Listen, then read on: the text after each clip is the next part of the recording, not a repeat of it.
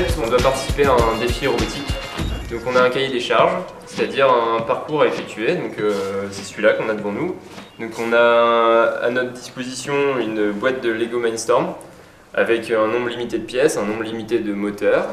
Et on doit construire mécaniquement un robot et le programmer informatiquement. Et donc on doit parcourir en évitant ces obstacles-ci. Donc on doit vaincre d'abord la pesanteur, c'est-à-dire qu'il doit grimper, puis ensuite vaincre l'orientation des obstacles pour pouvoir passer d'un point A à un point B pour gagner le défi. Alors on a commencé par en gros faire un brainstorming pour lancer un peu toutes les idées.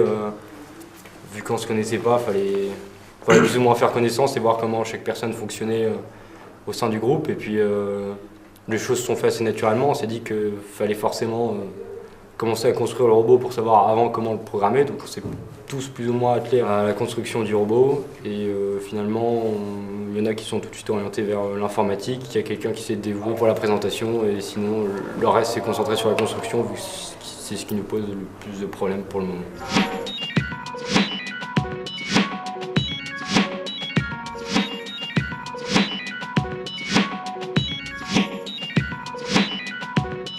Là, on peut le mettre en position, par exemple. Donc, ce qu'on fait, en fait, c'est qu'on va mettre les 4 pneus, ici, autour du tube, et on va pouvoir le faire monter. Donc là, par exemple, il va monter comme ça, directement, en utilisant les 2 moteurs qui sont ici et ici. Voilà. Et donc, pour l'instant, on essaye de gérer d'abord les obstacles. Donc, ce qui serait bien dans la fin de la journée, c'est qu'on puisse tourner pour pouvoir éviter et régler.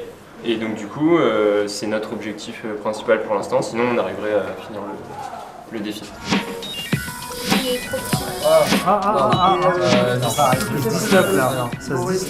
On sait tous que maintenant la robotique, c'est partie intégrante de l'ingénierie. On n'en a pas vu beaucoup au lycée, ni au collège. Moi qui suis en classe préparatoire, j'en ai jamais fait avant. Donc je pense qu'on était tous motivés pour essayer quelque chose de nouveau. Et puis faire des défis en groupe comme ça sur une journée, se donner un défi et essayer d'aller jusqu'au bout, c'est quelque chose qui motive un peu tout le monde, qui a l'esprit un peu de compétition. Je m'appelle Ewen Biotto, je suis enseignant en classe préparatoire au lycée Baggio. Et au niveau de la journée, on a décidé d'organiser un défi de robotique. Donc à l'origine, c'était plus ou moins à petite échelle, entre les élèves de terminale et les élèves de classe préparatoire. Puis Madame 2 a donné beaucoup d'ampleur à ce mouvement en faisant intervenir entre autres des élèves d'autres établissements comme le collège de Oisem et le lycée d'excellence de Douai. Et moi-même, je me suis chargé de faire un recrutement au niveau des ingénieurs de manière à avoir vraiment un parcours entre le bac plus 3 et le bac moins 3, on va dire, et de voir un petit peu comment les élèves pouvaient travailler ensemble. Du coup, tout le monde apporte un peu à tout le monde. Par exemple, les étudiants de deuxième année vont apporter aux premières années. Et en fait, ça va comme ça, première année au lycée, collège, même collège ou au prépa. On s'apporte tous des trucs. Ouais, moi je trouve que c'est super ce défi parce que les troisièmes ils connaissent pas vraiment la démarche d'ingénieur et le fait d'obliger d'être en groupe, de raisonner ensemble, de construire ensemble, de programmer ensemble, ça crée en fait une cohésion et ça apporte à tout le monde. C'est-à-dire que moi j'apprends des techniques au Lego que je connaissais pas, mais par contre j'ai un potentiel scientifique qui est un peu plus grand que par exemple en troisième, où on ne sait pas ce que c'est qu'un couple, une résistance d'adhérence, des frottements, etc. Voilà.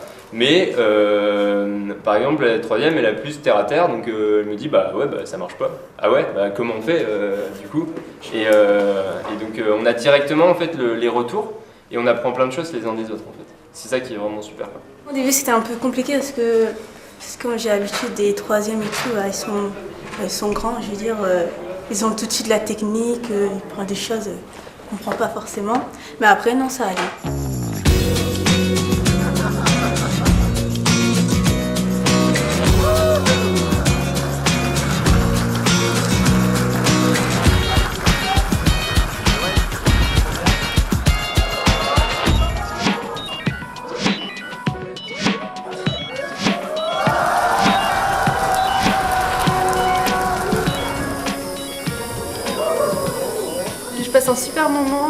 beaucoup de partage, ça fait beaucoup réfléchir en fait. C'est de la conception, donc finalement c'est vraiment c'est un pas en avant, 2 pas en arrière. Donc dès qu'on trouve une solution, ça soulève encore 3 problèmes derrière. Donc c'est vraiment ça nous mobilise entier. Et puis il y a beaucoup d'échanges, enfin, ça se passe super bien. Et franchement, je pensais pas m'en sortir bien parce que j'avais jamais touché à des Lego Mindstorm de ma vie. J'avais aucune notion de robotique. Enfin vraiment, et finalement, j'aide aussi. Donc franchement, c'est sympa. C'est vraiment très sympa. Est-ce que cela va vous apporter quelque chose? Surtout la première expérience du travail en équipe et de faire un projet et qu'il aboutisse. C'est, je pense, pour tout le monde, la première fois où il y a vraiment un objectif à accomplir et où on se met tous ensemble pour le réaliser. Et si on veut devenir ingénieur, ce sera partie intégrante de notre vie plus tard, le travail en équipe. Le but du défi de base, c'est de partir un petit peu du cadre scolaire, c'est-à-dire les élèves sont habitués à être toujours encadrés. Et là, c'est justement, on essaye de lâcher un petit peu les choses. On leur donne un cahier des charges et ils doivent résoudre le défi ensemble. Ça permet aux élèves de travailler le sens de l'équipe.